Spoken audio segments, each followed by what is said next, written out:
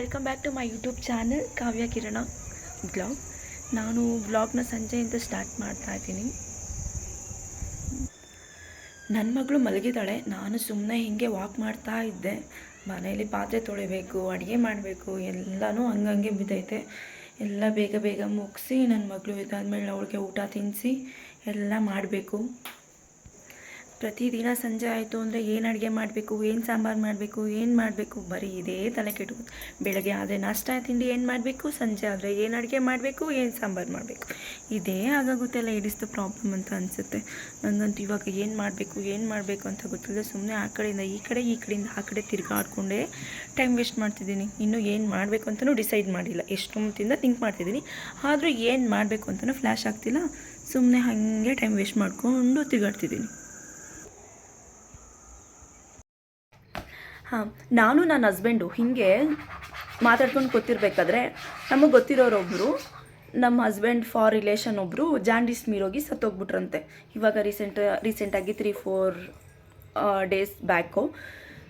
Jaundice ಮೀರೋಗೋರ್ಗೂ ಎಲ್ಲ ಏನು ಮಾಡ್ತಾರೆ, ನಮ್ಮ ದೇಹದಲ್ಲಿ ಆಗೋ ಬದಲಾವಣೆ ನಮ್ಗೆ ಗೊತ್ತೇ ಇರುತ್ತೆ. ಈಗ ಜಾಂಡೀಸ್ ಅಂತ ಬಂದ ತಕ್ಷಣ ನಮ್ಮ ತಲೆಲಾಗೋದು, ನಮ್ಮ ಕಣ್ಣಲ್ಲಿರೋ ವೈಟ್ ಭಾಗ ಫುಲ್ ಎಲ್ಲ ಹಳದಿ ಆಗುತ್ತೆ. ನಮ್ದು ಯೂರಿನ್ ಮಾಡೋದು ಎಲ್ಲ ಫುಲ್ ಎಲ್ಲೋ ಆಗಿರುತ್ತೆ. ಅದನ್ನ ನೋಡಿದ ತಕ್ಷಣ ಸುಮ್ಮನೆ ಬೇರೆಯವ್ರು ಹಿರಿಯರು ಯಾರಾದರೂ ನಮ್ಮನ್ನು ನೋಡಿದ ತಕ್ಷಣ ಕಣ್ಣು ಏನಾದರೂ ರೆಡ್ ಆಗಿದ್ರೆ, ಇಲ್ಲ ಏನಾದರೂ ಸ್ವಲ್ಪ ಏನಾದರೂ ಎಲ್ಲೋ ಶಾಕ್ ಆಗಿದ್ರೆ, ಏನಾದರೂ ಜಾಂಡೀಸ್ ಆಗಿರ್ಬೋದು, ಚೆಕ್ ಮಾಡಿಸ್ಕೊಳ್ಳಿ ಹಾಗೆ ಹಿಂಗೆ ಅಂತ ಹೇಳ್ತಾರೆ.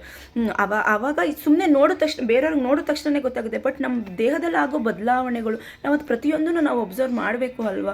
ಜಾಂಡೀಸ್ ಅದೊಂದು ದೊಡ್ಡ ರೋಗನೇ ಅಲ್ಲ ಆ್ಯಕ್ಚುಲಿ. ಅದು ಬಿಲಿರೂಬಿನ್ ಎಂಬ ಹಳದಿ ವರ್ಣದ ದ್ರವ್ಯ ನಮ್ಮ ದೇಹದಲ್ಲಿ ಹೆಚ್ಚಾದಾಗ ಮಾತ್ರ ಆ ಥರ ಸಿಂಪ್ಟಮ್ಸ್ ಕಾಣಿಸುತ್ತೆ. ಅದನ್ನು ನಾವು ಬೇಗ ನೋಡಿಕೊಂಡು ಬೇಗ ಟ್ರೀಟ್ಮೆಂಟ್ ತೊಗೊಂಡು, ಇಲ್ಲ ಆಯುರ್ವೇದಿಕ್ಕೂ ಟ್ರೀಟ್ಮೆಂಟ್ ಎಲ್ಲ ಕೊಡ್ತಾರೆ. ಅದಕ್ಕೆ ಗುಳಿಗೆ, ಹಳ್ಳಿ ಕಡೆ ಎಲ್ಲ ಒಂಥರ ಗುಳಿಗೆ ಥರ ಕೊಡ್ತಾರೆ. ಅದನ್ನು ಹಾಲೋಟಲೆಲ್ಲ ತೊಗೊಂಡ್ರೆ ಬೇಗನೆ ಕ್ಯೂರ್ ಆಗುತ್ತೆ. ಅದನ್ನು ಅಷ್ಟೊಂದು ಸಾಯೋವರೆಗೂ ಯಾಕೆ ಅದನ್ನು ಬಿಡ್ತಾರೆ ಅನ್ನೋದೇ ನಮ್ಗೆ ಗೊತ್ತಾಗಲ್ಲ. ನಮ್ಮ ದೇಹದಲ್ಲಿ ಸಣ್ಣ ಬದಲಾವಣೆಗಳಾದರೂ ನಮ್ಗೆ ಎಷ್ಟು ಬೇಗ ಗೊತ್ತಾಗ್ಬಿಡುತ್ತೆ. ಒಂಚೂರು ಸ್ವಲ್ಪ ಏನಾದರೂ ತಲೆನೋವು ಬಂದರೆ, ನೆಗಡಿ ಬಂದರೆ, ಇವತ್ತು ನಮ್ಗೆ ನಾಳೆ ಜ್ವರ ಬಂದೇ ಬರುತ್ತೆ ಅಂತ ಖಂಡಿತವಾಗಿ ಮುಂಜಾಗ್ರತೆಗೆ ಏನಾದರೂ ಒಂದು ಮಾಡ್ಕೊತೀವಿ ನಾವು. ಬಟ್ ಈ ಥರ ದೊಡ್ಡದು ಏನಾದರೂ ನಮ್ಮ ಪ್ರಾಣಕ್ಕೆ ಅಪಾಯ ಬರುವಂಥ ಕಾಯಿಲೆಗಳು ಇದ್ರೂ ಗೊತ್ತಿದ್ರೂ ಜನ ಎಷ್ಟು ನೆಗ್ಲಿಜೆನ್ಸಿ ಮಾಡ್ತಾರೆ. ಅವು ಇಷ್ಟೊಂದು ನೆಗ್ಲಿಜೆನ್ಸಿ ಯಾಕೆ ಜನಗಳು ಮಾಡ್ತಾರೆ? ಈ ಜಾಂಡೀಸು ಹೌದು ಇದೊಂದು ದೊಡ್ಡ ಕಾಯಿಲೆನೇ, ಆದ್ರೂ ನೀಟಾಗಿ ನೋಡಿಕೊಂಡು ಟ್ರೀಟ್ಮೆಂಟ್ ತೊಗೊಂಡ್ರೆ ಅದಕ್ಕೆ ಜಾಂಡೀಸ್ ಏನೇನೂ ಅಲ್ಲ. ಅದು ಹುಟ್ಟೋ ಮಕ್ಕಳಲ್ಲಿ ಪ್ರತಿಯೊಂದು ಮಕ್ಕಳಲ್ಲೂ ಜಾಂಡೀಸ್ ಕಾಣಿಸುತ್ತೆ. ಅದರಲ್ಲಿ ಜಾಸ್ತಿ ಬಿಸಿಲಿನ ಬೆಳಗ್ಗೆನೇ ಸೂರ್ಯನ ಕಿರಣಗಳನ್ನ ತೊಗೊಬೇಕು. ಆಮೇಲೆ ನಾವು ಕುಡಿಯೋ ನೀರು ಕಲುಷಿತವಾಗಿರಬಾರ್ದು. ಜಾಸ್ತಿ ಇವಾಗಿನ ಜನ್ರೇಷನಲ್ಲಿ ನಾವೆಲ್ಲ ಹೆಂಗೆ ಮಾಡ್ತಿದ್ದೀವಿ ಅಂದರೆ, ಹೆಲ್ದಿ ಫುಡ್ ಅನ್ನೋದು ಎಲ್ಲೂ ನಮಗೆ ಸಿಗ್ತಾಯಿಲ್ಲ. ಈ ನಮ್ಮದು ಲೈಫ್ ಸ್ಟೈಲಿಂದನೇ ಅರ್ಧ ನಮಗೆ ಕಾಯಿಲೆ ಇದೆಲ್ಲ ಬರ್ತಿದೆ. ಇದನ್ನೆಲ್ಲ ನೆನೆಸ್ಕೊಂಡ್ರೆ ಮುಂದಿನ ಜೀವನ ನಾವು ಹೆಂಗೆ ಮಾಡಬೇಕು, ಹೇಗಿರಬೇಕು ಅನ್ನೋದೇ ನಮ್ಗೆ ದೊಡ್ಡ ತಲೆನೋವು ಆಗ್ಬಿಟ್ಟಿದೆ. ಗೊತ್ತಾಗಲ್ಲ ಕಾಯಿಲೆಗಳಿಗೆ ಯಾವ ಏಜ್ ಬೇಡ, ಯಾವ ಇದು ಬೇಡ, ಏನಂದ್ರೇನು ಬೇಡ. ಚಿಕ್ಕ ಮಕ್ಕಳು ತಾವಿಂದ ಹಿಡಿದು ದೊಡ್ಡವ್ರ ತನಕ ಏನು ಕಾಯಿಲೆ ಇಲ್ದೋರೋ ಮನುಷ್ಯನಿಲ್ಲ. ನಮ್ಮ ದೇಹದಲ್ಲಿ ಎಷ್ಟು ಅಂಗಗಳಿದೆಯೋ ಅದು ಅಷ್ಟುದಕ್ಕೂ ಪ್ರತಿಯೊಂದಕ್ಕೂ ಕಾಯಿಲೆಗಳಿದೆ ಅಂತ ಕೇಳಿದ್ರೇ ಭಯ ಆಗುತ್ತೆ. ಇದೆಲ್ಲ ಆಸ್ಪತ್ರೆ ಅಂತ ನರಕ, ಈ ರೋಗದಂಥ ನರಕ ಎಲ್ಲಂದ್ರೆ ಏನೂ ಇಲ್ಲ.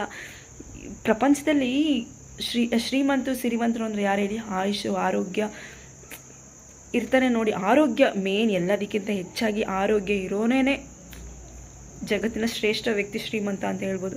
ದುಡ್ಡು, ಕಾಸು, ಒಡವೆ ಏನೇನೂ ಅಲ್ಲ ಈಗಿನ ಪ್ರಪಂಚದಲ್ಲಿ. ಆರೋಗ್ಯ ಅಷ್ಟೇ ಇಂಪಾರ್ಟೆಂಟ್ ಇವಾಗ ಅಂತ ಅನಿಸ್ಬಿಟ್ಟಿದೆ. ಯಾಕೆಂದರೆ ಆರೋಗ್ಯ ಇದ್ದರೆ, ನಾವು ಚೆನ್ನಾಗಿದ್ದರೆ ಇವತ್ತಲ್ಲ ನಾಳೆ ದುಡ್ಡು, ಕಾಸು, ಹಣ ಏನು ಬೇಕಾದರೂ ಸಂಪಾದನೆ ಮಾಡ್ಬೋದು. ಆರೋಗ್ಯನೇ ಇಲ್ಲ ಅಂದರೆ ಅದನ್ನೆಲ್ಲ ತೊಗೊಂಡು, ಬಟ್ ದುಡ್ಡು ಇಂಪಾರ್ಟೆಂಟು ಟ್ರೀಟ್ಮೆಂಟ್ ತೊಗೊಳ್ಳೋದಕ್ಕೆ. ಹಾಗಂತ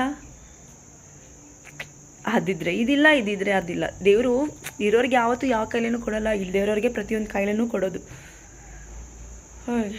ಈ ಕಡೆ ದೇವ್ರನ್ನೂ ದೂರಕ್ಕಾಗಲ್ಲ, ಈ ಕಡೆ ನಮ್ಮನ್ನೂ ದೂರಕ್ಕಾಗಲ್ಲ. ನಮ್ಮದೇ ತಪ್ಪು, ಆ ತಪ್ಪು, ಈ ತಪ್ಪು, ಎಲ್ಲ ತಪ್ಪು ನಮ್ಮದೇ ಇರುತ್ತೆ. ಏನೂ ಮಾಡೋಕ್ಕಾಗಲ್ಲ. ನಮ್ಮ ಹಣೆ ಬರಗಳು ಸರಿಯಾಗಿರಬೇಕು, ಎಲ್ಲನೂ ಸರಿಯಾಗಿರಬೇಕು.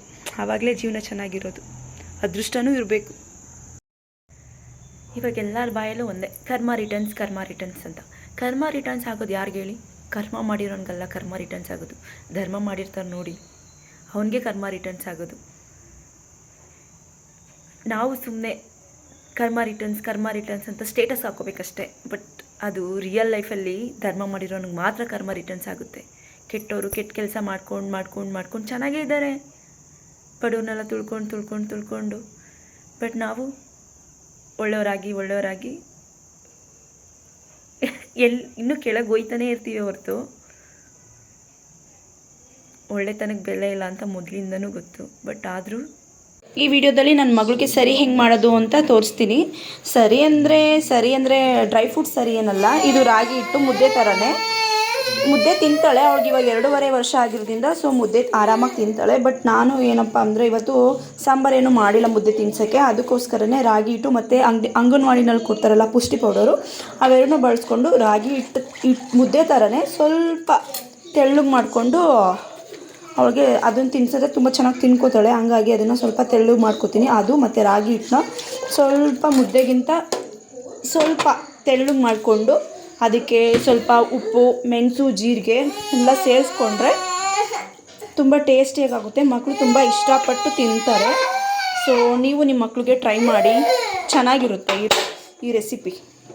ಮಕ್ಕಳು ತುಂಬ ಇಷ್ಟಪಟ್ಟು ತಿನ್ಕೋತಾರೆ. ಹುಷಾರಿಲ್ದಿರೋ ಟೈಮಲ್ಲೆಲ್ಲ ಈ ಥರ ಮಾಡಿಕೊಟ್ರೂ ತಿನ್ಕೋತಾರೆ. ರಾಗಿ ಹಿಟ್ಟು ಮಕ್ಳಿಗೆ ತುಂಬ ಒಳ್ಳೆಯದು. ಮುದ್ದೆ ತಿನ್ನಲ್ಲ ಅಂದರೆ ಈ ಥರ ತೆಳ್ಳಗೆ ಸ್ವಲ್ಪ ಅದನ್ನೇ ರಾಗಿ ಹಿಟ್ಟನ್ನೇ ಮುದ್ದೆ ಥರ ಮಾಡಿ ತಿನ್ನಿಸಿದ್ರೆ ಚೆನ್ನಾಗಿ ಊಟ ಮಾಡ್ಕೋತಾರೆ. ನಾನು ನನ್ನ ಮಗಳು ಆಲ್ಮೋಸ್ಟ್ ಮುದ್ದೆ ಅವಳೇನು ಜಾಸ್ತಿ ತಿಂದಿಲ್ಲ. ಉಪ್ಸಾರು ಮಾಡಿದ್ರೆ ಮಾತ್ರ ಜಾಸ್ತಿ ಮುದ್ದೆ ತಿನ್ನಿಸ್ತೀನಿ. ಸಾಂಬಾರೆಲ್ಲ ಜಾಸ್ತಿ ಖಾರ ಹಂಗೆ ಅಂತಂದಾಗೆಲ್ಲ ಮಾಮೂಲಿ ಈ ಥರನೇ ಸ್ವಲ್ಪ ಗಟ್ಟಿಗೆ ಮಾಡಿಬಿಟ್ಟು ಸ್ವಲ್ಪ ತೆಳ್ಳಗೆ ಮಾಡಿಕೊಂಡು ತಿನ್ನಿಸ್ತೀನಿ, ತಿನ್ಕೋತಾಳೆ. ಏನು ಈ ಥರ ಲಂಪ್ಸ್ ಇಲ್ದಂಗೆ ಫುಲ್ಲು ಇನ್ನು ಮಾಡಿಕೊಂಡು ಇಷ್ಟು ಕನ್ಸಿಸ್ಟೆನ್ಸಿ ಆದರೆ ಇದು ಬೆಂದಮೇಲೆ ಚೆನ್ನಾಗಾಗುತ್ತೆ. ಇಷ್ಟು ಮಾಡಿಕೊಂಡ್ರೆ ಚೆನ್ನಾಗಿ ತಿನ್ಕೋತಾರೆ. ಈ ಥರ ಇಷ್ಟು ಕನ್ಸಿಸ್ಟೆನ್ಸಿ ಓಕೆ. ಒಟ್ಟೆ ಇದು ಚೆನ್ನಾಗಿ ಬೇಯಬೇಕು. ಮುದ್ದೆ ಥರನೇ ಗಟ್ಟಿಗಾಗುತ್ತೆ. ಬಟ್ ಮುದ್ದೆ ಕಟ್ಕೊಳ್ಳಲ್ಲ, ಹಂಗೆ ಆಡ್ಕೊಂಡು ಸ್ವಲ್ಪ ಅದ್ರ ಜೊತೆಗೆ ತುಪ್ಪ ಸೇರಿಸ್ಕೊಂಡು ತಿನ್ಕೊಂಡ್ರೆ ಚೆನ್ನಾಗಿ ತಿನ್ಕೋತಾರೆ. ಯಾಕ ಮಗಳು ಏನಾಯಿತು ನಿನಗೆ? ಏನಾಯಿತು? ಕೆಳಗಡೆ ಏನು ಬೀಳ್ತು? ಏನು ಅಕ್ಕಿನ? ಅಕ್ಕಿ ಬೀಳ್ತಾ? ಹ್ಞೂ, ಏನಿವಾಗ? ಆಯಿತು, ಬೇರೆ ಕೊಡ್ತೀನಿ ಸುಮ್ಮನೆ. ಓಕೆನಾ? ಡನ್. ಡಿಶುಮ್ ಡಿಶುಮ್ ಡಿಶುಮ್ ಡಿಶುಮ್ ಡಿಶುಮ್ ಡಿಶುಮ್ ಡಿಶುಮ್ ಡಿಶುಮ್ ಅಮ್ಮ ಡಿಶುಮ್ ಡಿಶುಮ್ ಡಿಶುಮ್ ಡಿಶುಮ್ ಡಿಶುಮ್.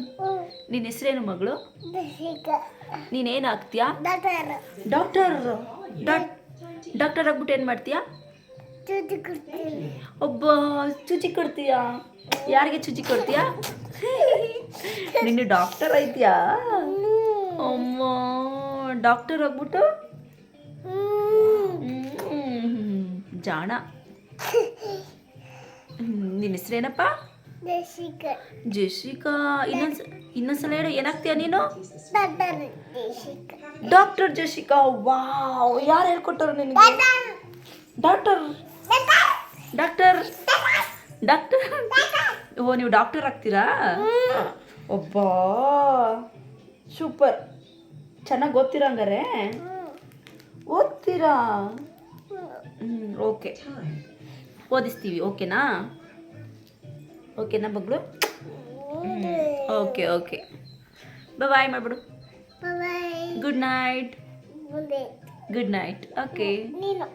ನಾನು ಗುಡ್ ನೈಟ್. ಊಟ ಆಯ್ತಾ? ಊಟ ಆಯ್ತಾ? ಏನು ತಿಂದೆ? ಏನು ನೀನೇನು ಊಟ ಮಾಡಿದೆ ಮಗಳು? ನೀನೇನು ಊಟ ಮಾಡಿದೆ? ಹಾಂ, ನೀನೇನು ಊಟ ಮಾಡಿದೆ ಮಗಳು? ಹಾಂ, ಏನಪ್ಪ? ಸೂಪರ್ ಆಗಿತ್ತಾ? ಏನು ಸೂಪರ್ ಆಗದೆ? ಏನು ಸೂಪರ್ ಆಗದೆ ಮಗಳು? ಏನು ಸೂಪರ್ ಆಗೈತೆ?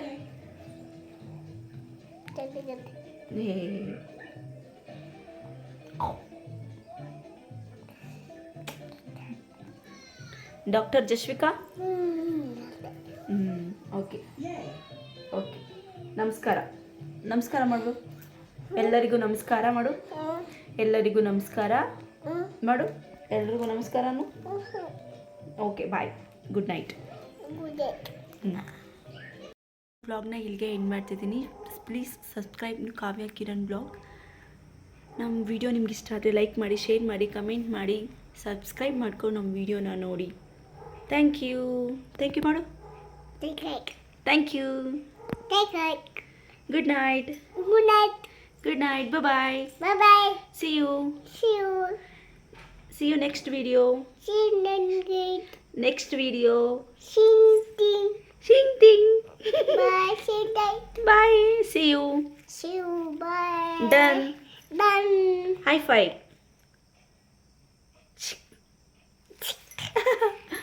Okay. Bye. ಮಲ್ಕೊಳ್ಳೋಣ. ಬಾಯ್. Good night. ನಾನು ಬ್ಲಾಗ್ನ ಎಂಡ್ ಮಾಡ್ತೀನಿ ಅಂತ ಹೇಳ್ಬಿಟ್ಟು ಗುಡ್ ನೈಟ್ ಮಾಡಿದೆ. ಬಟ್ ನನ್ನ ಮಗಳು ಸ್ವಲ್ಪ ತಿರ್ಗಾ ತರಲೆ ಮಾಡ್ತಾ ಇದ್ಲು. ಅದಕ್ಕೆ ಸ್ವಲ್ಪ ಕ್ಲಿಪ್ಪಿಂಗ್ನ ಆ್ಯಡ್ ಮಾಡ್ತೀನಿ, ನೋಡಿ ಎಂಜಾಯ್ ಮಾಡಿ. ಏನು ಏನು ಹಬ್ಬ ಅದೇ? ಅಬ್ಬಿ ತಿಂಡಿ ಅಲ್ಲ ಹಬ್ಬದ. ಅಯ್ಯೋ ತಾಯಿ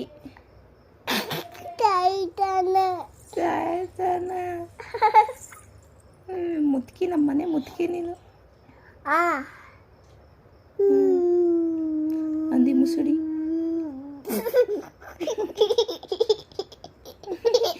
ಏನಿದು ನಗ?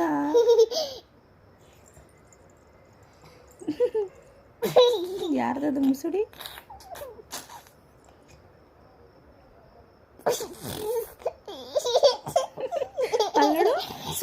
ಸುಮ್ನೆ ಯಾಕೆ ನಗಿತಾ ಇರೋದು? ಯಾರ ಸುಮ್ನೆ ನಗಿತಾರ? ಈ ನೋಡು, ಸುಮ್ನೆ ನಗಿದ್ರೆ ನೋಡಿ ಹುಡುಗಿ ಹೆಂಗ್ ಸುಮ್ನೆ ನಗಿತೈತೆ ಅಂತ ಬೈತಾರೆ. ಆಚೆ ನಿನ್ ಜೊತೆ ಟೂ ಮಾತಾಡ್ಸಲ್ಲ. ಏನ್ ಮತ್ತೆ ಮಾತಾಡ್ಸಲ್ಲ. ಮಾತಾಡ್ಸಲ್ಲ.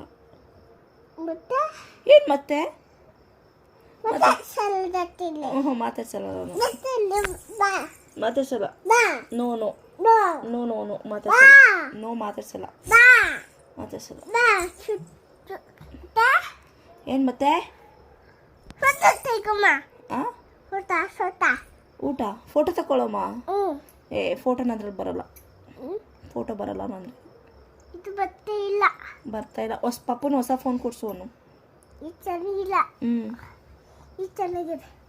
ಪಪ್ಪನ ಬೇರೆ ಫೋನ್ ಕೊಡ್ಸು ಅವನು.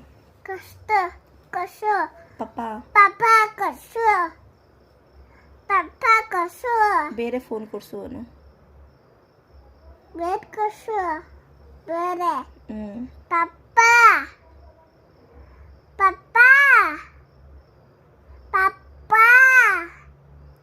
ಓನೆ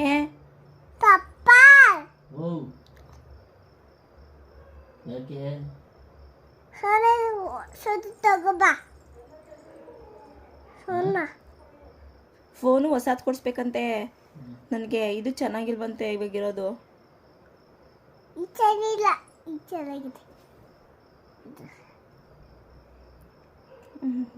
ರಂಗಿ.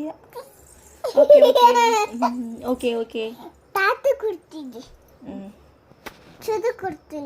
ಸೂಜಿ ಕೊಡ್ತೀಯಾ? ಬೇಡ, ನನಗೆ ಜ್ವರ ಇಲ್ಲ ನನಗೆ. ಇಲ್ಲ ಜ್ವರ ಇಲ್ಲ ನನಗೆ. ಚೆಕ್ ಮಾಡ್ತಾ ಇದೆಯಾ? ಚೆಕ್ ಮಾಡು. ಇದಾಗಿತ್ತು ನನ್ನ ಈ ದಿನದ ಬ್ಲಾಗ್. ನಿಮಗೆ ಇಷ್ಟ ಆಗಿದ್ರೆ ಲೈಕ್ ಮಾಡಿ, ಶೇರ್ ಮಾಡಿ, ಕಮೆಂಟ್ ಮಾಡಿ, ಸಪೋರ್ಟ್ ಮಾಡಿ, subscribe to my channel. Thank you.